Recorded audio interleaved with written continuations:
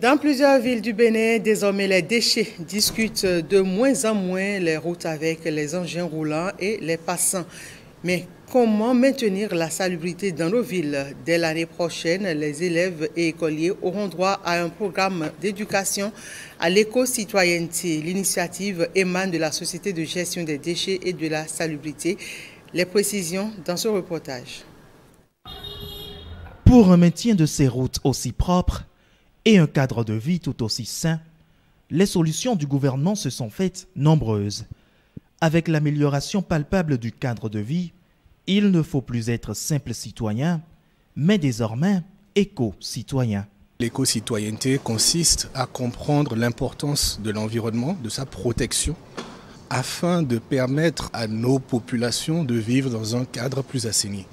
Nous pouvons prendre beaucoup d'actions pour gérer les déchets, mais tout commence par le comportement des uns et des autres. La Société de gestion des déchets et de la salubrité est bien décidée à susciter ce changement de comportement.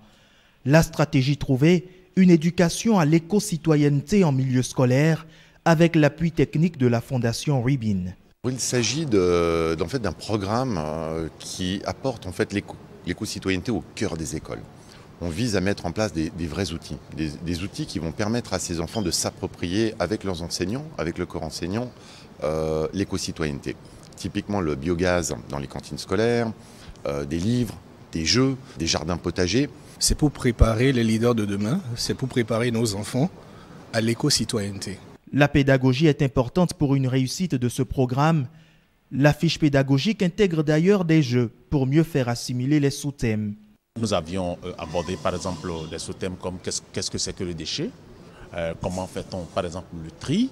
Au niveau secondaire par exemple nous avons parlé des déchets plastiques, nous avons parlé aussi des déchets d'équipements électriques et électroniques. Quand il s'agit des enfants, l'approche ludique est toujours mieux parce que les enfants avec les jeux ils apprennent inconsciemment.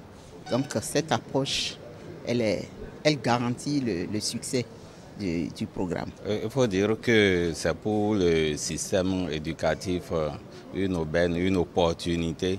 C'est un bon projet. Le démarrage de ce programme est prévu pour l'année scolaire 2023-2024. Le PIMS va prendre en compte 50 établissements scolaires publics et privés au niveau primaire et secondaire dans le Grand Nokoué, mais ambitionne d'intervenir bien au-delà.